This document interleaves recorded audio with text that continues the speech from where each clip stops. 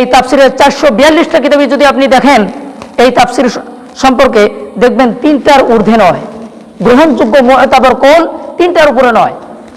সেটাকে তাফসিরে বয়জাবি আল্লামা কাজী বয়জাবি রাহিমাহুল্লাহ, বিখ্যাত মুফাসসির, তিনি তাফসিরে বয়জাবের শুরু দিয়ে 16 নম্বর পৃষ্ঠায় এই সম্পর্কে আলোচনা করেন।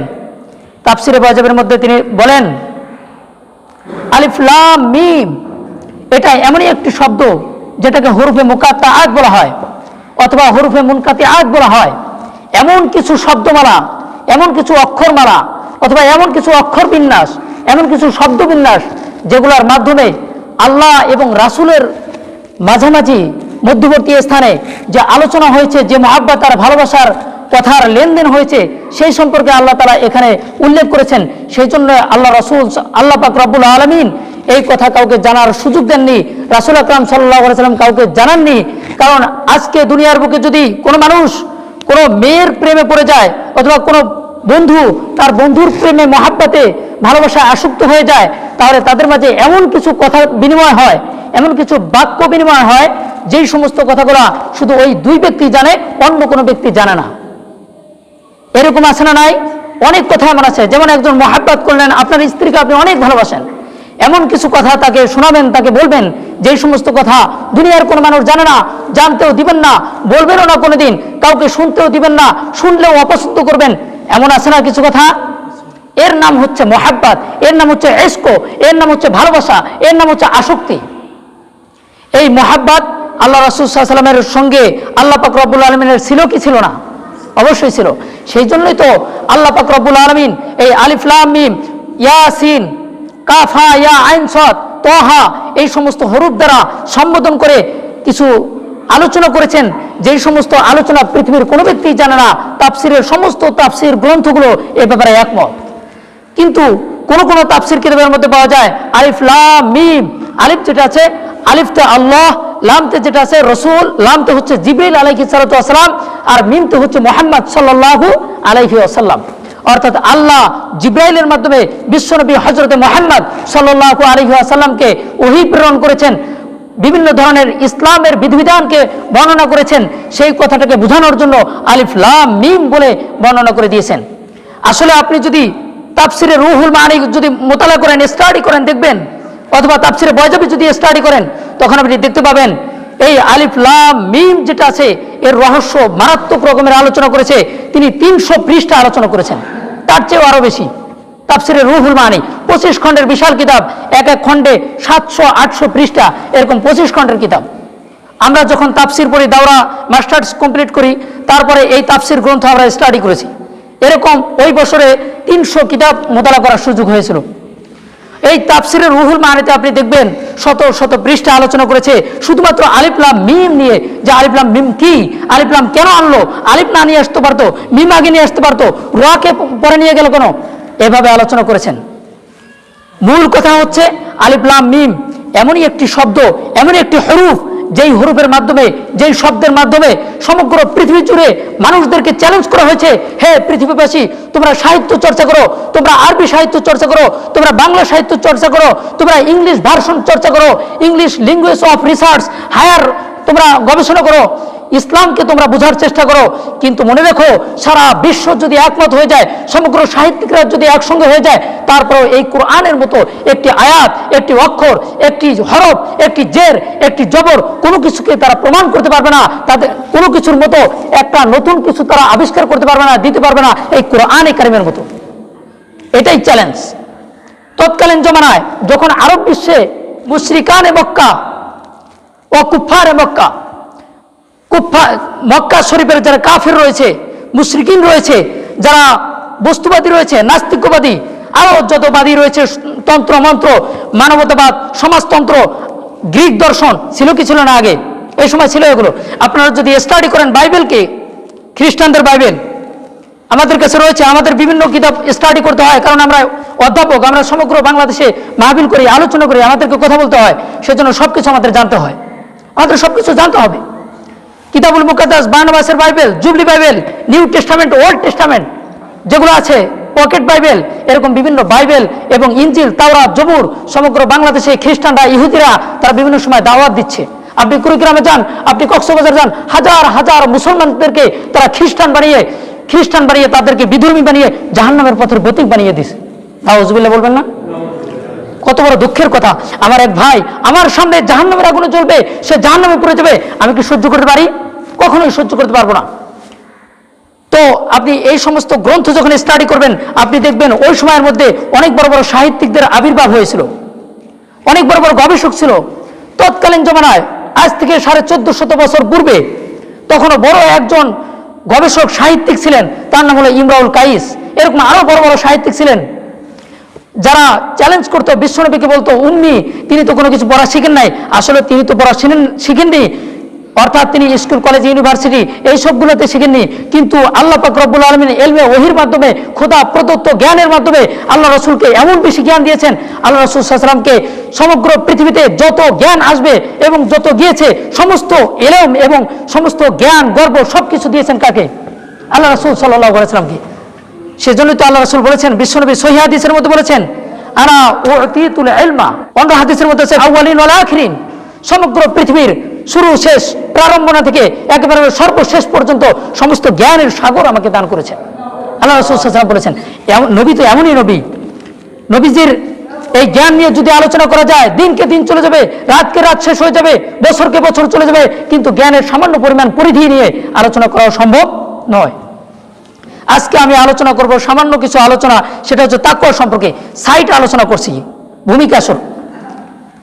আল্লাহ রাসূল সাল্লাল্লাহু আলাইহি ওয়াসাল্লাম মূলত এই আলিফ লামের অর্থ আজ পর্যন্ত সমগ্র পৃথিবী জুড়ে কোনো ব্যক্তি ব্যাখ্যা বিশ্লেষণ করে ক্ষান্ত হতে পারেনি এবং পরিতৃপ্ত হতে পারেনি, ব্যাখ্যা বিশ্লেষণ করতে পারেনি, শেষ করতে পারেনি। এর কারণ হচ্ছে এটা তো আল মুতাহাদ্দা বিহি হুয়া আলিফ লাম মিম হুয়াল মুতাহাদ্দা বিহি কামা ফি বাজাবি। তাফসিরে বাজাবের মধ্যে এমনটাই লেখেন যে এটা চ্যালেঞ্জ করা হচ্ছে সমগ্র বিশ্বকে। সেই চ্যালেঞ্জের মোকাবেলায় আসার জন্য এখন পর্যন্ত কোনো ব্যক্তিকে শক্তি দেওয়া হয়নি। চ্যালেঞ্জ গ্রহণ করা তো দূরের কথা। কোথায় আছে কিতাবের নাম কি? তাফসিরে বাজাবি। আপনাদের এটা জানতে হবে, সব কিছু আপনাদের জানতে হবে, দলিল ভিত্তিক আলোচনা হতে হবে ইনশাআল্লাহ। আলিফ লাম মিম যালিকাল কিতাব,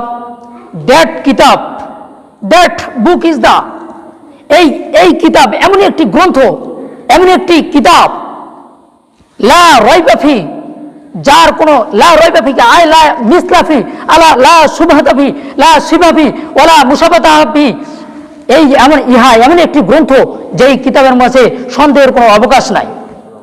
যালিকাল কিতাব, এটা এমনই একটি গ্রন্থ, যালিকা এটা বহু বছর, এটা দূরবর্তী বোঝায় যে উহা এমন একটি গ্রন্থ, কিন্তু আমাদের সামনে আছে সেজন্য বলতে হবে ইহা এমনই একটি গ্রন্থ। ইহা এমন একটি গ্রন্থ, লা রাইবা ফিহি, যার মধ্যে কোনো সন্দেহ নাই। Not example that this is a Holy Quran. এই পবিত্র গ্রন্থের কোনো মেসাল নাই, কোনো উদাহরণ নাই, কোনো এক্সাম্পল নাই, যার কারণে এই কোরআনকে আল্লাহ তাআলা শুরুতেই ঘোষণা করে দেন লা রাইবা ফি, এই কিতাবের কোনো সন্দেহ, এই কিতাবের মাঝে কোনো সন্দেহের অবকাশ নেই। হুদাল লিল মুত্তাকিন, এটি এমনই একটি কিতাব, এমনই একটি গ্রন্থ, এটি এমনই একটি গ্রন্থ, এমনই একটি কিতাব, যেই কিতাবের ব্যাপারে বলা হয়েছে লা রাইবা ফি, কোনো সন্দেহের অবকাশ নাই। সমগ্র পৃথিবী জুড়ে হাজারো লক্ষ লক্ষ বই পুস্তক লেখা হয়েছে এ পর্যন্ত।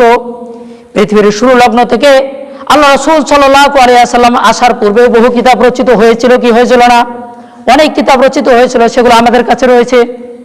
অনেক কিতাব রচিত হয়েছিল, রাসূল সাল্লাল্লাহু আলাইহি ওয়াসাল্লাম যাওয়ার পরে লক্ষ লক্ষ কোটি কোটি কিতাব রচিত হয়েছে। আমি অধম ছোট্ট মানুষ, আমিও 22টি কিতাব রচনা করেছি আলহামদুলিল্লাহ। মুরব্বীদের দোয়ার বরকতে, পিতামাতার দোয়ার বরকতে, আমাদের আসাতিজা ইকরাম, ওস্তাদ যারা টিচার মহোদয় রয়েছেন তাদের বরকতে 22টি কিতাব রচিত হয়েছে, উর্দু ভাষায়, আরবি ভাষায়, বাংলা ভাষায়। তো এরকম হাজার হাজার কিতাবকে রচনা করা হয়েছে সমগ্র বাংলাদেশ নয়, সমগ্র বিশ্ব জুড়ে। কিন্তু কোন কিতাবের শুরু দিয়ে আপনি দেখবেন না যে এই কিতাবের মধ্যে কোনো সন্দেহের অবকাশ নাই। এমনকি বাইবেল, আমার কাছে বাইবেল আছে 27টা। এই 27টা বাইবেলের মধ্যে কোনো বাইবেলের সঙ্গে মেলে না। নিউ টেস্টামেন্ট ওল্ড টেস্টামেন্টের সঙ্গে মেলে না, ওল্ড টেস্টামেন্ট নিউ টেস্টামেন্টের সঙ্গে মেলে না।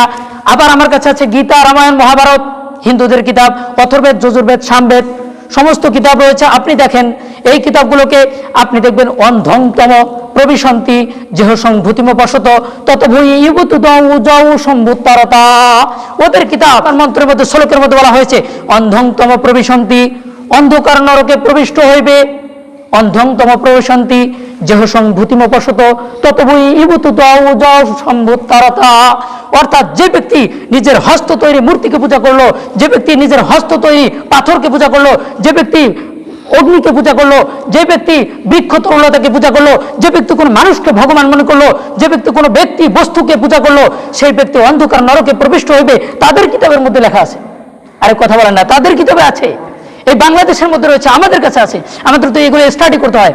আমি যেহেতু বিভিন্ন ধর্ম বিষয়ক গবেষণা করি, কোরআন হাদিস নিয়ে আমাকে রিসার্চ করতে হয়, সারা বাংলাদেশ মাহফিল করতে হয়, সেজন্য আমাকে তো এগুলো রিসার্চ করতেই হবে, সেজন্য আমি স্টাডি করি। দেখুন ওদের কিতাবের মধ্যে একটার সঙ্গে আরেকটার কোনো মিল নেই। আপনি জান গীতা তাদেরই কিতাব, ধর্মীয় কিতাব, পবিত্র কিতাব মনে করে। আপনি হিন্দু ভাইদের সঙ্গে কথা বললে ওরা চিনবে গীতা কি। এই গীতার মধ্যে যান, এই কিতাবের বিপরীত কথা পাওয়া গেছে। আমরা তাদের বড় বড় মন্দিরে গিয়েছি এবং তাদের বড় বড় ব্যক্তিবর্গের সঙ্গে আমরা কথা বলেছি। আলহামদুলিল্লাহ অনেক মানুষ তাদেরকে দাওয়াত দেওয়ার কারণে, বোঝানোর কারণে তাদের কিতাব দিয়ে তাদেরকে বুঝাইছি এবং কোরআনে কারীমকে আজিমুশ-শান এই কোরআন তাদের সামনে পেশ করার পরে তারা লাজবাব হয়ে গেছে, তারা মুসলমান হয়ে গেছে। আলহামদুলিল্লাহ আলহামদুলিল্লাহ আলহামদুলিল্লাহ। আমাদেরকে অনেকেই বলে ভাই আপনার হাতে কতজন মুসলমান হয়েছে? আর মুসলমান তো হয়েছে মাত্র কয়েকজন, গুটি কয়েকজন, অনেকেই হলো গুটি কয়েকজন, কিন্তু লক্ষ লক্ষ এখনো বিধর্মী আছে না নাই? তারা জাহান্নামের আগুনের পথে চলছে কিনা? তাদেরকে যদি ফিরানো না যায় তারা কখনো জান্নাতের পথে আসবে না। আমাদের চোখের সামনে তারা জাহান্নামের আগুনে ঝলসে যাবে। আপনার চোখের সামনে ছোট বাচ্চা যদি ঝলসে যায় আপনি সহ্য করতে পারবেন না।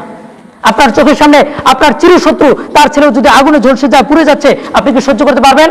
পারবেন না। তো এটা আমরা বুঝতে পারছি না, কিন্তু একদিন যখন বুঝে আসবে, কিয়ামতের মাঠে আমরা দেখব, তখন আমাদের হায় হুতাশ আসবে এবং আমার এই ভাইরা তারা বলবে যে আমাদেরকে দাওয়াত দেয় নাই। মুসলমান ভাইয়ের সঙ্গে একই সঙ্গে চা খেয়েছি, একই সঙ্গে নাস্তা খেয়েছি, একই সঙ্গে চলাফেরা করেছি, রাস্তাঘাটে গিয়েছি, সব জায়গায় চলেছি, ইসলামের কথা শুনেছি, কিন্তু তারা আমাকে ভালোভাবে বুঝায়নি, আমাকে পার্সোনালভাবে ব্যক্তিগতভাবে বুঝায়নি যেটা দাওয়াত ফরজ। আপনি দাওয়াতে তাবলীগ করেন, আপনি যে কোনো দল করেন, যে কোনো ইসলামকে যেভাবে হোক ফলো করেন, যে কোনো টিচারকে মানেন, কোনো সমস্যা নাই। কিন্তু কথা হচ্ছে আপনাকে পার্সোনালিটি, একটা হচ্ছে পার্সোনাল দাওয়াত। আপনি কার নিয়ে যাচ্ছেন, আপনি অফিসে যাচ্ছেন নামাজের জন্য, আপনি নামাজে যাচ্ছেন, কিন্তু আপনার ড্রাইভারকে বলছেন না, তাহলে এটা আপনার জন্য হারাম হবে, গুনাহ হবে। কারণ আপনি আমভাবে আপনার জন্য ফরজ নয়, কিন্তু ব্যক্তিগতভাবে পার্সোনালভাবে দাওয়াত দেওয়া এটা হচ্ছে ফরজ। হাদিসে বিশ্বনবী মুহাম্মদ সাল্লাল্লাহু আলাইহি ওয়াসাল্লাম বলেন, আলা কুল্লুকুম রাইন ওয়া কুল্লুকুম মাসউলুন আন রাইয়াতিহি। হে দুনিয়াবাসীরা, তোমরা শুনে রেখো, তোমাদের মধ্যে এমন কোন মানুষ সৃষ্টি করেনি, এমন কোন মানুষ আল্লাহ তাআলা সৃষ্টি করেননি যেই মানুষদেরকে রাখালের মতো বানানো হয়নি। আলা কুল্লুকুম রাইন, সাবধান তোমরা জেনে রেখো, কুল্লুকুম রাইন, তোমরা হলে রাখালের মতো, তোমরা রাখালের মতো। আলা কুল্লুকুম রাইন ওয়া কুল্লুকুম মাসউলুন আন রাইয়াতিহি, এবং তোমাদেরকে প্রত্যেকটা মানুষকে, প্রত্যেকটা ব্যক্তি সম্পর্কে, অধীনস্থ সম্পর্কে প্রশ্ন করা হবে। তোমাদের প্রত্যেকটা ব্যক্তিকে, প্রত্যেকটা অধীনস্থ সম্পর্কে প্রশ্নবিদ্ধ করা হবে কিয়ামতের ময়দানে। জবাব দিতে না পারলে কারোর উপায় নাই। আল্লাহ রাসূল বলেন, মুসলিমের বর্ণনা, আলা কুল্লুকুম রাইন, অর্থাৎ আমি একজন রাজা বাদশার মাতাহাতের মধ্যে তার অধীনস্থ হিসেবে এমপি রয়েছে, মন্ত্রী রয়েছে, member, chairman, police department, AC, OC, DC, SP, MP সবগুলো আছেন নাই? আছে, মেম্বার, চেয়ারম্যান সবাই আছে, এবং আপনারাও আছেন। তাকেও জিজ্ঞেস করা হবে তুমি ঠিক মতো পালন করেছো কিনা দায়িত্ব। আবার জিজ্ঞেস করা হবে মসজিদের সভাপতিকে, মাহফিলের কমিটিকে, এবং সমস্ত বাংলাদেশের যে কোনো মানুষকে। আবার কেউ কেউ বলছে না হুজুর ওদেরকে জিজ্ঞেস করা হবে, আমাদেরকে তো জিজ্ঞেস করা হবে না। না ভাই, আপনার হাতে যদি আপনার সংসার থাকে, আপনার স্ত্রী রয়েছে, আপনার সন্তান রয়েছে, আপনার মেয়ে রয়েছে, সেই সম্পর্কেও আপনাকে জিজ্ঞাসিত করা হবে, জিজ্ঞাসিত হবেন, অর্থাৎ জিজ্ঞাসা করা হবে। বলা হবে তুমি তোমার মেয়েকে কিভাবে চালিয়েছো, কোন পথে পরিচালিত করেছো, তোমার ছেলেকে কিভাবে চালিয়েছো, কোন পথে তুমি পরিচালিত করেছো, তুমি নামাজের দাওয়াত দিয়েছো কিনা, তুমি রোজার দাওয়াত দিয়েছো কিনা, তুমি হজ্জের কথা বলেছো কিনা, তুমি যাকাতের কথা বলেছো কিনা, তুমি ইসলামকে পরিপূর্ণরূপে ফলো করার জন্য বলেছো কিনা, তুমি নিজে কতটুকু ইসলামকে পরিপালিত করেছো, নিজে কতটুকু ইসলামকে পরিচর্যা করেছো, এগুলো জিজ্ঞাসা করা হবে। আল্লাহ রাসূল সাল্লাল্লাহু আলাইহি ওয়াসাল্লাম পরিষ্কার ভাষায় বর্ণনা করে দিয়েছেন হাদিসে শরীফের মধ্যে। এই জন্য বলছি প্রত্যেকটা মানুষ প্রশ্নবিদ্ধ হবে। লা রাইবা ফি হুদাল লিল মুত্তাকিন, হেদায়েত হচ্ছে মুত্তাকিনদের জন্য। হেদায়েত আল্লাহ রাসূল, আল্লাহ পাক রব্বুল আলামিন কোরআনের মধ্যে প্রথমে বললেন আলিফ লাম মিম যালিকাল কিতাব, ইহা এমন একটি গ্রন্থ, লা রাইবা ফি, যেখানে কোনো সন্দেহের অবকাশ নাই, হুদাল লিল মুত্তাকিন, সবাই জানেন হুদাল লিল মুত্তাকিন, কিন্তু এটা ব্যাখ্যা জানতে হবে। হুদান মানে হচ্ছে হেদায়েত, হুদান মানে হেদায়েত, মুত্তাকিন মানে হচ্ছে পরহেজগার, মুত্তাকিন মানে আল্লাহওয়ালা। আল মুত্তাকিন তাফসীরে বাজাবে খুলে দেখুন, আপনি তাফসিরে মারিফুল কোরআন খুলে দেখুন, সমস্ত তাফসির গ্রন্থ আপনি খুলে দেখুন, দেখবেন মুত্তাকিনের ব্যাখ্যা করেছে। মুত্তাকিন কাকে বলে? মুত্তাকিন মানে আল্লাহওয়ালা, মুত্তাকিন মানে পরহেজগার, মুত্তাকিন মানে বুজুর্গ, মুত্তাকিন মানে গুনাহ ছাড়া, মুত্তাকিন মানে কুফর ছাড়া, মুত্তাকিন মানে শিরক ছাড়া, মুত্তাকিন মানে সঠিক ইসলামের উপরে চলা, এর নাম হচ্ছে মুত্তাকিন। আপনি দেখুন এই মুত্তাকিন, একটা সুন্দর প্রশ্ন আসতে পারে যদি আপনি আপনার সামান্য জ্ঞানও থাকে, একটু চিন্তা করেন যদি সামান্য, তাহলে আপনার প্রশ্ন আসবে হুদাল লিল মুত্তাকিন, মুত্তাকিনদের জন্য হেদায়েত, পরহেজগারদের জন্য হেদায়েত, ভালো মানুষদের জন্য হেদায়েত, এটা কেমন কথা? ভালো মানুষদের জন্য যদি হেদায়েত থাকে তাহলে হিন্দু ভাই, খ্রিস্টান ভাই, বৌদ্ধ ভাই, চাকমা, বার্মা, তারপর বাতেল, ভণ্ড, পীর, ফকির, বাবা, দরবেশ আছে না নাই? এই সবগুলোর দাওয়াত কিভাবে হবে? এই সবগুলো মানুষ ভালো হবে কিভাবে? প্রশ্ন জাগে কি জাগে না? আল্লাহ তাআলা বলতেছে হুদাল লিল মুত্তাকিন, এই কথা কেন বলল? এখানে বুঝতে হবে আল মুত্তাকিন, মুত্তাকিন যেটা আছে হুয়া মুস্তাকুম মিনাত তাকওয়া, আরবি যারা বুঝেন তারা জানবেন, মাদ্রাসার ছাত্ররা, আল আত-তাকওয়া হুয়া মুস্তাকুম মিনাত তাকওয়া, আল মুত্তাকিন মুস্তাকুম মিনাত তাকওয়া। মুত্তাকিন যেটা আছে এটা তাকওয়া থেকে ইস্তিকাক করা হয়েছে, নির্গত করা হয়েছে। তাকওয়া মানে হচ্ছে পরহেজগারি। তাকওয়ার বহু ব্যাখ্যা লিখেছে, আপনি তাফসিরে ওয়াজিব খুলে দেখুন, আপনি তাফসিরে ইবনে কাসির খুলে দেখুন, তাফসিরে কুরতুবী দেখুন, তাফসিরে রুহুল মানি দেখুন, আপনি বুখারী শরীফ দ্বিতীয় খণ্ড দেখুন, আপনি মুসলিম শরীফ দ্বিতীয় খণ্ড দেখুন, আপনি মিশকাত শরীফ দ্বিতীয় খণ্ড দেখুন, আপনি যত কিতাব আছে সমস্ত কিতাবকে স্টাডি করুন, দেখবেন তাকওয়ার ব্যাখ্যা বিশ্লেষণ করা হয়েছে। তাকওয়ার উপরে শুধুমাত্র ছেড়ে দেওয়া যাবে না, বরং এটার কয়েকটা স্তর বর্ণনা করা হয়েছে। আত-তাকওয়া, আত-তাকওয়া আয় আনিস শিরকি, আনিল কুফরি, আনিল মাআসিয়াতি। আত-তাকওয়া আয় আনিল বিদআতি, আনিল কাবাইরি, আনিস সগাইরি। তাকওয়া বলা হয় শিরক থেকে বেঁচে থাকার নাম, তাকওয়া বলা হয় কুফর থেকে বেঁচে থাকার নাম, তাকওয়া বলা হয় বিদআত থেকে বেঁচে থাকার নাম, তাকওয়া বলা হয় সগাইর কাবায়ের ছোট বড় সকল গুনাহ থেকে বেঁচে থাকার নাম। আবার তাকওয়া বলা হয় পরহেজগারিতার নাম। তাকওয়া বলা হয় আপনি প্রত্যেকটা সেকেন্ড, প্রত্যেকটা মুহূর্ত আল্লাহর জন্য চলছেন, আল্লাহর জন্য দাওয়াত দিচ্ছেন, আল্লাহর জন্যই কাজ করছেন, সব কিছুর নাম হচ্ছে তাকওয়া। শুধুমাত্র তাকওয়া এক জিনিসের নাম নয়। শিরিক করতেছে মুশরিক, হিন্দু ভাইরা মুশরিক, তারপরে আমাদের বৌদ্ধ ভাইয়েরা, তারা আমাদের ভাই, এক আদম সন্তানের, এক আদম পিতা, তার সন্তান আমরা সবাই, একই রক্ত প্রবাহমান। তার শরীরকে যদি আপনি ক্ষতবিক্ষত করেন, কাটেন, দেখবেন একই রক্ত প্রবাহিত হচ্ছে। আপনার শরীর যদি আপনি কাটেন, তখনই দেখবেন আপনার রক্ত প্রবাহিত হচ্ছে। এই জন্য সেই ভাইদেরকে আমরা ঘৃণা ওইরকম ভাবে করতে পারবো না। হ্যাঁ, তারা খারাপ কাজ করে, সেই কাজকে আমরা ঘৃণা করতে পারি, ব্যক্তিকে ঘৃণা করা জায়েজ নেই, হারাম। আপনি দেখুন, সমস্ত কিতাব দেখুন। যেহেতু আমি ডিপার্টমেন্ট অফ ইসলামিক ল এখানে স্টাডি করেছি এবং সেটার উপরে দায়িত্বে আছি আল্লাহর রহমতে, আপনাদের দোয়ার বরকতে, মুরব্বিয়ান একরামের দোয়ার বরকতে এখানে সাতগারা মাদ্রাসায়, সেজন্য আমাকে ইফতার দায়িত্বে যেহেতু আছি, জিম্মাদারিতে, ফতোয়া বিভাগ নিয়ে আমাকে গবেষণা করতে হয়, ফতোয়া নিয়ে মাসালা মাসাইল, প্রশ্ন উত্তর। বিভিন্ন মাহফিলে আমরা এই প্রশ্ন উত্তর পর্ব করে থাকি। 4 বছরে এক জায়গায় জমা পড়াচ্ছি, সেখানেও আমরা প্রশ্ন উত্তর পর্ব করতাম। অনেক মানুষের প্রশ্ন আছে, নানান প্রশ্ন আছে, তারা প্রশ্ন জানতে পারে না, করতেও পারে না, অনেক সময় আসে কিন্তু বলতে পারে না হুজুরদেরকে, যার কারণে আমরা প্রশ্ন উত্তর পর্ব করি, যে কোনো মানুষ যেন প্রশ্ন করতে পারে এবং তার উত্তর সঠিক সমাধান যেন নিতে পারে। প্রয়োজনে আরো 20টা আলেমের সঙ্গে সেটাকে রিপ্লাই করলো, রিফারিং করলো যে এটা আসলে সঠিক নাকি ফাইনাল ডিসিশন, নাকি এটা নর্মালি ডিসিশন, বা ইসলামাইজেশন অফ ল কর্তৃক যে সমাধান দেওয়া হয়েছে, ডিসিশন দেওয়া হয়েছে, সেটা কি সঠিক নাকি বেঠিক। আপনারা এগুলো দেখবেন, এগুলো রিসার্চ করবেন, অবশ্যই প্রয়োজন এগুলো বর্তমানে দরকার। অনেক মানুষ একটা কথা বলে যাবে আর আপনি সেটাকে মেনে নেবেন, এটা কখনোই হতে পারে না। ইসলামকে পরিপূর্ণভাবে ফলো করতে হলে পরিপূর্ণভাবে জানতে হবে। মরনে ওয়ালা মর যায়েঙ্গে, রুকনে ওয়ালা কোই নেহি, জাননে ওয়ালা বহুত হোঙ্গে, মাননে ওয়ালা কোই নেহি। এখন যদি আমি আপনাদেরকে জিজ্ঞেস করি, আমি যদি বলি ভাই আপনি কি ইসলামকে জানেন, প্রত্যেকটা মানুষ বলবে জানি জানি। আরে যেখানে যাই সেখানেই তো বলে জানি। আরে সবই যদি জানেন তাহলে মানেন না কেন? আর মোবাইলে ওয়াজ, ইউটিউবে ওয়াজ, ফেসবুকে ওয়াজ আছে না নাই? সব জায়গার মধ্যে ওয়াজ, কিন্তু আমরা কয়েকজনে ওয়াজকে মানছি? সব সময় ওয়াজ শুনছি, শ্রবণ করছি, কিন্তু তারপরে তো মসজিদ ভর্তি হয় না, তারপরে তো নামাজের মধ্যে পাওয়া যায় না।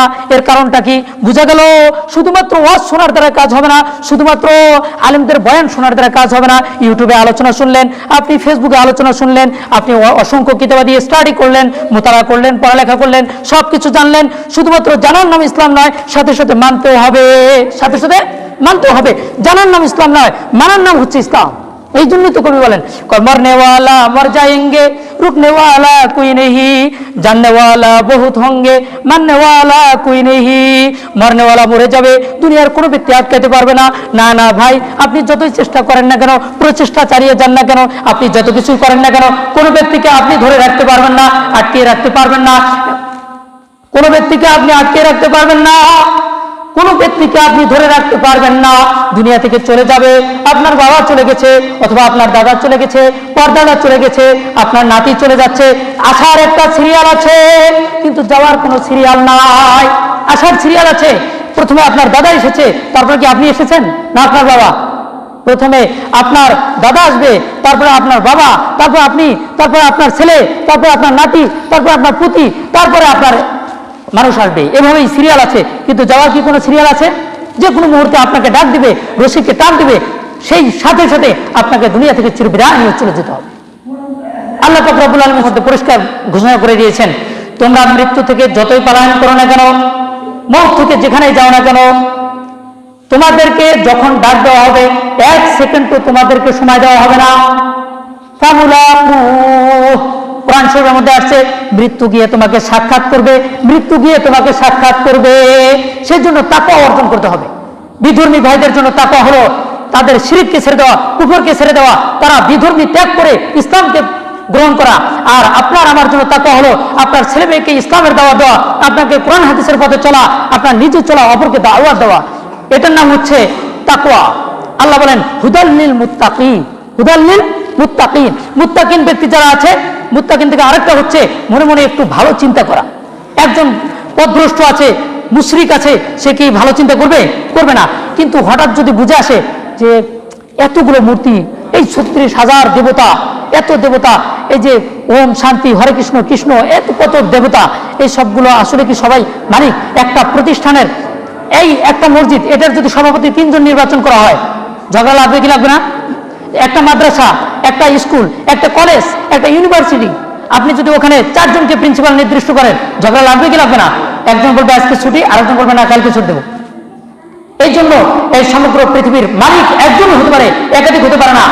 এই কথাটা যখন তাদের মাথায় আসে, এতটুকু যদি আসে, আল্লাহ বলেন আমি তাকে হেদায়েতের বাতি জ্বালিয়ে দেই, তাদের হেদায়েতের লাইট জ্বালিয়ে দেই, তাকে আমি মুসলিম হিসেবে কবুল করে নেব ইনশাআল্লাহ। বুঝতে পারছেন? এর নামে মুত্তাকিন। এই জন্য আল্লাহ বলছে হেদায়েত আছে পরহেজগারদের জন্য, মুত্তাকিনদের জন্য, আল্লাহওয়ালাদের জন্য, যারা ভালো চিন্তা করে তাদের জন্য। তাহলে একটা হচ্ছে তাকওয়ার 1 নম্বর পরহেজ, 1 নম্বর হচ্ছে শিরক থেকে বেঁচে থাকা, 2 নম্বর কুফর থেকে বেঁচে থাকা, 3 নম্বর ওয়াজিবাতকে আমল করা, ফরায়েজকে আমল করা, মুস্তাহাবাতকে আমল করা, নফলের উপরে দায়েম থাকা। সাউন্ডটা একটু কম, একটু সাউন্ডটা কম দিলে সুন্দর শোনা যাবে। একজন মুসলমান 5 ওয়াক্ত নামাজ পড়ে, তার জন্য তাকওয়াটা কি? একজন মুসলমান সে ইসলামকে ফলো করে, হজের সময় হজ করে, নামাজের সময় নামাজ পড়ে, তার জন্য কি? তার জন্য তাকওয়া রয়েছে। একজন ব্যক্তি 5 ওয়াক্ত নামাজ পড়ে, কিন্তু পরিপূর্ণভাবে নামাজ পড়ে না, ভালোভাবে পড়ে না, সুন্নত পড়ে না, মসজিদে আসলে থাকতে মনে চায় না, জামাইকে দেখানোর জন্য নামাজ পড়ে, আছে না নাই? আরে ভাই, একজন যাতে আমাকে খারাপ না বলে, ভালো বলে, সেজন্য আমি নামাজ পড়ি, আছে না নাই? তারপরে একজন ব্যক্তি যেন আমাকে বলে বুজুর্গ, মুফতি সাহেব, মুহাদ্দিস সাহেব, আলেম, আলেমদের সাথে সম্পর্ক, মসজিদমুখী, যাতে বেটি সুন্দর করে বিয়ে হয়, অথবা শ্বশুর কি বলবে এই ধরনের, অথবা জামাই কি বলবে, অথবা আমার আত্মীয় স্বজন কি বলবে, এগুলোর জন্য নামাজ পড়ে, রোজা রাখে, হজ করে, ইসলামকে ফলো করে, পাগড়ি পরে, এরকম আছে না নাই? এই সমস্ত মানুষের জন্য তাকওয়া হলো, আল্লাহ ঘোষণা দেন এই কোরআনের মধ্যে, তাদের জন্য তাকওয়া হলো সে তার দিলকে খারিজ করবে, দিলকে পবিত্র করবে, দিলকে গুনাহমুক্ত করবে, দিলকে লৌকিকতা মুক্ত করবে। মানুষ দেখতেছে, মানুষের জন্য করতেছি, এটাও কখনো তাকওয়ার অন্তর্ভুক্ত হতে পারে না। তার নামাজও পরিপূর্ণভাবে আল্লাহর দরবারে কবুল হবে না। মান তরা হাজি ওগুয়াম তুমরা হাজি ওগু, মান তরা কাজি ওগুয়াম তুমরা কাজি ওগু। একজন ব্যক্তি হজের মধ্যে চলে গিয়েছে, 2 জন ব্যক্তি পাশাপাশি, 2 জন বন্ধু অনেক কষ্ট করে হজ থেকে আসলো, কোন মানুষ তাদেরকে হাজি সাহেব ডাকে না, অনেক কষ্ট তার বুকের মাঝে। হায় হায়, এত লক্ষ লক্ষ টাকা খরচ করে আমি হজ করে আসলাম, এত কষ্ট করলাম, এত টাকা খরচ করলাম, তারপরেও কেন মানুষ আমাকে হাজি সাহেব ডাকে না? এইভাবে যখন সে কেঁদে কেঁদে মনে মনে কাঁদতেছে আর আফসোস করতেছে, আচ্ছা বলেন তো সে ব্যক্তির হজ কবুল হয়েছে? হজ তো কবুল হবে, লৌকিকতা মুক্ত হতে হবে, শুধুমাত্র আল্লাহর জন্য হতে হবে, তাহলেই হজ হবে। আপনি হাজী সাহেবের আশা করছেন কেন? সেই জন্য তিনি বলেন, মান তোরা হাজি ও গুয়াম তুমরা হাজি ও গু, মান তোরা কাজী ও গুয়াম তুমরা কাজী ও গু। আমি তোমাকে হাজী সাহেব বলবো, তুমিও আমাকে হাজী সাহেব বলবা। আমি তোমাকে ডাক্তার সাহেব বলবো, তুমি আমাকে ডাক্তার সাহেব বলবা। আমি তোমাকে বিচারপতি জাস্টিস বলবো, আমি তোমাকে লয়ার বলে ডাকবো, তুমি আমাকে লয়ার বলে ডাকবা, জাস্টিস বলে ডাকবা, আমাকে বিচারপতি বলে ডাকবা। তাহলে আমাদের কাছে শুনে শুনে সাধারণ মানুষ যারা আছে তারাও বিচারপতি বলে ডাকবে, তারাও মেম্বার চেয়ারম্যান বলে ডাকবে, তারাও আমাকে নেতা বলে ডাকবে, তারাও তোমাকে হাজী সাহেব বলে ডাকবে, তারাও আমাকে কাজী সাহেব বলে ডাকবে। এরকম কতগুলো মানুষ আছে না নাই? তা আল্লাহ তাআলা বলতেছেন, কোরআনের মাঝে বলতেছেন, লা রাইবা ফি, এই কিতাবের সন্দেহের অবকাশ নাই, হুদাল লিল মুত্তাকিন, মুত্তাকিনদের জন্য হেদায়েত, মুত্তাকিনদের জন্য হেদায়েত। কোন লৌকিকতাকারী, কোন দেখানোওয়ালা, কোন আশা করা, দুনিয়ার কাছে কোন তারিফ পানেওয়ালা এমন ব্যক্তির কাছে যদি প্রত্যাশা করে আর ইবাদত করে, তাহলে সেই ব্যক্তির কখনো হেদায়েত হয় নাই, এটাই প্রমাণিত হবে। বুঝে আসছে? হেদায়েত হয়নি, এটাই প্রমাণিত হবে। এই জন্য তাকওয়া শুধুমাত্র মুশরিকদের জন্য নয়, শুধু কুফফারদের জন্য নয়, শুধু কাফেরের জন্য নয়, শুধু নাস্তিকের জন্য নয়, শুধু কোনো মুসলমানের জন্য নয়, শুধু কোনো মেয়েদের জন্য নয়, শুধু কোনো ছেলেদের জন্য নয়, শুধু যুবকদের জন্য নয়, শুধুমাত্র আমার আপনার জন্য নয়, সকলের জন্য তাকওয়া প্রয়োজন আছে না নাই? আজকের আলোচনা হবে না, চিনবেন। ওখানে পড়ানোর পরে উনি আমাকে বললেন এখানের কথা, হযরতের সঙ্গে সাক্ষাৎ কেমনে কেমনে যোগাযোগ হলো, তো বললেন তাকওয়া সম্পর্কে এই আলোচনাটা ওখানে করিয়েন। কিন্তু ওইটা আর হয়, যেখানে যেটা হবে আলোচনা তো আলোচনার মতো ধাস অনুযায়ী, যখন জজবা উঠবে তখন সুন্দর আলোচনা আসবে ইনশাআল্লাহ, যাতে যেটা দ্বারা সবার আলোচনা কি হবে। এখন তো কণ্ঠ, আরে ভাই কণ্ঠের জন্য পাগল, কণ্ঠ না দিলে পাগলই না। অনেক জায়গার মধ্যে বলে কণ্ঠ আছে নাকি হুজুর, কণ্ঠের জন্য পাগল। ইউটিউবে যাবেন, যেগুলো কণ্ঠ, এলেম নাই, আমল নাই, কণ্ঠের কারণে পাগল হয়ে গেছে মানুষ। আরে এটার নাম ওয়াজ না, এটার নাম আওয়াজ, এটাকে ওয়াজ বলে না। আল ওয়াজু আল কোরআন, আল ওয়াজু মাউতুন, কোরআনের নাম হচ্ছে ওয়াজ। কোরআন থেকে বর্ণনা করেন, হাদিস থেকে বর্ণনা করেন, ইসলামকে ভালো করে বুঝেন এবং জানেন এবং জানান, এলমি ওয়াজ এটাকে বলে। এলম দরকার আমাদের। এই কণ্ঠ, কণ্ঠ তো শুধু কণ্ঠ তো কোকিল পাখিরও আছে, পাখিরও কণ্ঠ নাই, কিন্তু কণ্ঠ আবার ইসলামের মধ্যে আছে। কণ্ঠ যদি কারো থাকে সুন্দর কণ্ঠে যদি বলে কোনো সমস্যা নাই, বলবে সমস্যা কি। কিন্তু কণ্ঠের নাম ইসলাম নয়, কণ্ঠের নাম বক্তা নয়, কণ্ঠের নাম আলেম নয়, কণ্ঠের নাম বড় কোনো ব্যক্তি নয়। হ্যাঁ, কণ্ঠ থাকা ভালো, থাকলে আলহামদুলিল্লাহ, না থাকলে কোনো সমস্যা নাই। ইসলামকে ভালো করে বুঝেন, ইসলামকে ভালো করে জানুন, ইসলাম অনুযায়ী চলুন। ইসলামকে না জানলে চলবেন কেমন? তাকওয়া অর্জন করুন। আমি তাকওয়ার সম্পর্কে কথা বলছিলাম। হাম কাহা ছে আয়া और कहाँ में जाएंगे हम, दफे दफे जिंदगानी बोर करनी चाहिए। আমি কোথায় থেকে আসলাম, আমি কোথায় যাব, কোথায় আমি চলছি, কি পথে চলছি, আমার গন্তব্যটা কোথায়, আমি কি করব, এই সম্পর্কে আপনাকে জানা দরকার, এই সম্পর্কে আপনাকে বোঝা দরকার, এই সম্পর্কে আপনার ভাবা দরকার। প্রত্যেকদিন আপনি আপনার বালিশের উপরে মাথাকে রেখে দিয়ে আপনি চিন্তা করুন, আপনি মেহনত করুন, আপনি একটু গবেষণা করুন, সামান্য একটু ফিকির করুন। ফিকিরের কথা হাদিসের মধ্যে আসছে, তুমি সারা জীবন ইবাদত করলা, মনে রেখো সামান্য সময় আল্লাহর মাখলুক নিয়ে, তোমার কাজ নিয়ে, এই সবগুলো নিয়ে তুমি যদি একটু ফিকির করো, চিন্তা করো, গবেষণা করো, মেহনত করো, যে তুমি কতটুকু তাকওয়ার উপরে চলেছো, কতটুকু ইসলামের উপরে চলেছো, কতটুকু আমল করেছো, কতটুকু আল্লাহওয়ালা হয়েছো, কতটুকু মানুষের সাথে সম্পর্ক রেখেছো, এটার উপরে যদি চলতে পারো, তাহলে 70 বছর ইবাদতের কবুল ইবাদতের আমি সওয়াব তোমার আমলনামায় লিখে দেব। আল্লাহ রাসূল সাল্লাল্লাহু আলাইহি ওয়াসাল্লাম বলেন, পরিষ্কার বলেন, বিশ্বনবীর হাদিস, আল্লাহ রাসূল বলেছেন 70 সানা, 70 বছরের ইবাদত তোমার আমলনামায় লিখে দেব। অন্য হাদিসে বলেন 80 সানা, 80 বছর ইবাদত করার সওয়াব আমি তোমার আমলনামায় দিয়ে দেব।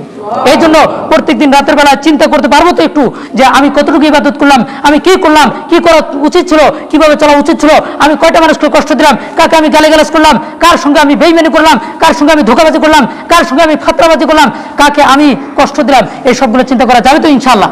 এর নামই তাকওয়া। হ্যাঁ, এর নামই তাকওয়া।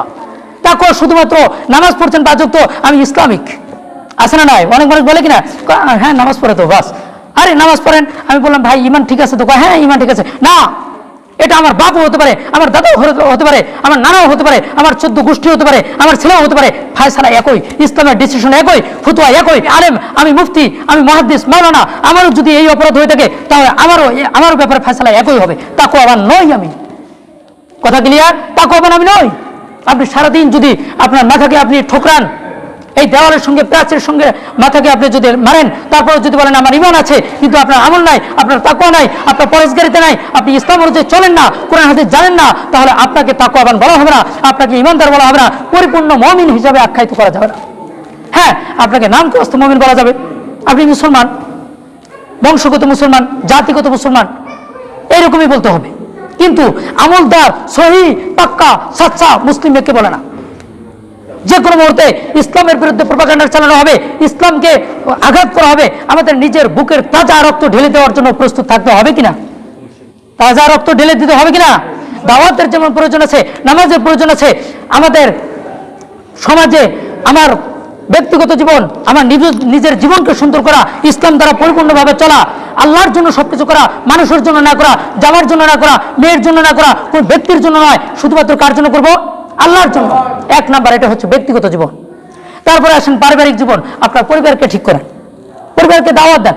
হ্যাঁ, পরিবারকে আপনি বাধ্য করতে পারবেন না, কিন্তু আপনি দাওয়াত দিতে পারবেন। বাধ্য আপনি করতে পারবেন না, আপনি কি ওই ব্যক্তিটাকে আপনি নিজেকে বাধ্য করতে পারবেন, কিন্তু অন্যকে বাধ্য করা যাবে? যাবে না। বলতে পারবেন, দাওয়াত দিতে পারবেন। আপনি দাওয়াত দেন পরিবারকে। ব্যক্তিগত জীবন, পারিবারিক জীবন, সামাজিক জীবন, রাষ্ট্রীয় জীবন, আন্তর্জাতিক জীবন, প্রত্যেকটা সেক্টরে, প্রত্যেকটা ডিপার্টমেন্টে ইসলামকে ফলো করে চলার নামই হচ্ছে তাকওয়া। প্রত্যেকটা সেক্টরে, প্রত্যেকটা ডিপার্টমেন্টে, প্রত্যেকটা প্ল্যাটফর্মে, প্রত্যেকটা পদে পদে ইসলামকে ফলো করার নাম হচ্ছে মুসলমান, তার মুসলমানিত্ব। ইসলাম শুধুমাত্র আমরা বলি শান্তির ধর্ম, বলি কি বলি না? আসলে কি শুধুমাত্র শান্তির ধর্ম? ইসলামের একটা অর্থ জানলাম, ইসলাম মানে শান্তির ধর্ম। ইসলাম আল ইসলাম নিহাদান মানে শান্তি। এই ইসলাম হচ্ছে আত্মসমর্পণ করার নামও। আপনি দেখেন সমস্ত ডিকশনারি দেখেন, আপনি বাংলা অভিধান যে আছে, জাতীয় সংসদ যেটা আসছে, জাতীয় সংসদ, আবার আপনি যদি একাডেমি দেখেন তখনও দেখবেন, আবার যদি আপনি কামুসুল ওয়াহিদ দেখেন, মুজামুল ওয়াসিদ দেখেন, লিসানুল আরব 6 খণ্ড দেখেন, আপনি যত কিতাব আছে, লোগাত, ডিকশনারি, এরকম 42টা লোগাতের কিতাব আছে আল্লাহর রহমতে। এই সমস্ত কিতাব আপনি দেখেন, সবগুলো কিতাবের মধ্যে বলবে যে ইসলাম একটা অর্থ হচ্ছে নিজেকে আত্মসমর্পণ করে দেওয়া। ইসলাম যেভাবে বলবে, যেই পথে চালাবে, কোরআন যে পথে চলবে, যে পথে চালাবে, যে পথে চলতে বলবে, হাদিস যে পথে চলতে বলবে, সেই পথে চলার নামই হচ্ছে ইসলাম। শুধুমাত্র ইসলাম এর নাম নয় যে আমি মুসলমান নাম দিলাম, আমি 5 ওয়াক্ত নামাজ পড়লাম, বা আমি একটু গেলাম ঘুরে আসলাম, সপ্তাহে শুক্রবার দিন নামাজ পড়লাম, এখন তো এটাকে বলি আমি আটকিয়া ফাটকিয়া। এত কথা বলার তো সময় নেই। এজন্য তাকওয়া, আল্লাহ পাক রব্বুল আলামিন কোরআনের মধ্যে বলেন হুদাল লিল মুত্তাকিন, মুত্তাকিনদের জন্যই হেদায়েত। তাহলে আমি কতটুকু মুত্তাকিন হতে পারছি, এবার আপনি গবেষণা করেন। আপনি বালিশের উপরে মাথাকে রেখে দিয়ে আপনি চিন্তা করুন, আমি কি করলাম সারাদিনে। চিন্তা করুন আমি কতটুকু তাকওয়াবান, আমি কতটুকু মুত্তাকি, আমি কতটুকু আল্লাহওয়ালা, আমি কতটুকু আল্লাহর জন্য কাজ করছি, দুনিয়াতে চলছি, আল্লাহর জন্য সবকিছু করছি, কতটুকু করছি, এটা একটু ফিকির করেন, গবেষণা করেন। আপনি একটু এটাকে প্লাস মাইনাস করে, অঙ্ক যোগ বিয়োগ করে আপনি এটাকে বের করে ফেলেন, দেখা যাবে তখন আপনি কতটুকু মুসলমান। হাম কাহা ছে আয়া ওর कहाँ में जाएंगे हम दफे दफे जिंदगानी गोर करनी चाहिए। আমি কোথা থেকে আসলাম, কোথায় ফিরে যাব, প্রত্যেকটা মুহূর্তে, প্রত্যেকটা সেকেন্ডে, প্রত্যেকটা পদে পদে আমাকে চিন্তা করা উচিত। मरने वाला मर जाएंगे, रुकने वाला कोई नहीं, जानने वाला बहुत होंगे, मानने वाला कोई नहीं। আল্লাহু আকবার, আল্লাহু আকবার। আল্লাহ পাক রব্বুল আলামিন আমাদেরকে এই ইসলামকে ফলো করার জন্য তৌফিক দান করেন, সকলে বলেন আমিন। আল্লাহ পাক রব্বুল আলামিন আমাদেরকে তৌফিক দান করেন। দেখুন এই তাকওয়া, আল্লাহ রাসূল সাল্লাল্লাহু আলাইহি ওয়াসাল্লাম পরিষ্কার মুসলিম শরীফের হাদিসে বলেন, ইন্নাল্লাহা লা ইয়ানজুরু ইলা সুওয়ারিকুম ওয়া আমওয়ালিকুম ওয়ালাকিন ইয়ানজুরু ইলা কুলুবিকুম ওয়া আমালিকুম। আল্লাহ রাসূল বলেন, ও আল্লাহর বান্দারা, ও আমার উম্মতরা, তোমরা শুনে রেখো, তোমরা জেনে রেখো, তোমরা যেদিকে যাও না কেন, মনে রাখবা একটা কথা, ইন্নাল্লাহা লা ইয়ানজুর, নিশ্চয় আল্লাহ পাক রব্বুল আলামিন তিনি তো মহামহিম, তিনি তো মহাপরাক্রমশালী, তিনি তো মহা জবরদস্ত ব্যক্তি, জবরদস্ত মহান স্রষ্টা, মহান শ্রেষ্ঠত্বের অধিকারী। এই আল্লাহ কোনো মানুষের কোনো সৌন্দর্য দেখে না, কোনো মেম্বারি দেখে না, কোনো চেয়ারম্যানই দেখে না, কোনো এমপিত্ব দেখে না, কোনো পীর বুজুর্গ, আল্লাহর ওলি, কোনো মুফতি মুহাদ্দিস, এই সমস্ত দেখে না। ইন্নাল্লাহা লা ইয়ানজুর, আল্লাহ দেখে না ইলা সুওয়ারিকুম, তোমাদের সৌন্দর্যকে, তোমাদের চেহারা লাল কালো, এই সবগুলোকে আল্লাহ দেখে না। আল্লাহ তো শুধুমাত্র দেখে ওয়ালাকিন ইয়ানজুর ইলা কুলুবিকুম, আল্লাহ বলেন তোমাদের কলবকে দেখে, তোমাদের হৃদয়কে দেখে, তোমাদের হৃদয় নিয়ে আল্লাহ তাআলা তোমার হৃদয়ের উপর ফয়সালা করে। তোমার কলব যদি আল্লাহর জন্য হয়েছে, তাহলে মনে রেখো কলব কখনো মিথ্যে কথা বলে না। জেনে রেখো সারা পৃথিবীর সকল মানুষরা মিথ্যে বলতে পারে, আমিও মিথ্যে বলতে পারি, আপনিও বলতে পারেন, এই শক্তি আছে না নাই? আছে। কিন্তু মনে রাখবেন, আপনি কলবকে জিজ্ঞাসা করেন, হে কলব, আমি কি ওই কাজটা করেছি, আমি কি পৌর বাজারে গিয়েছি, কিন্তু আমি না গিয়েও বলেছি গিয়েছি, আমি বুঝানোর জন্য গিয়েছি বলছি, কিন্তু মানুষেরা জানবে বুঝবে যে আমি গিয়েছি। কিন্তু কলবকে জিজ্ঞেস করেন, ও কলব তুমি বলে দাও আমি কি বড় বাজারে গিয়েছি? কলব বলছে না, তুমি তো যাও নাই। আরে কলব কখনো মিথ্যে কথা বলে? কলব কখনো মিথ্যে কথা বলে না।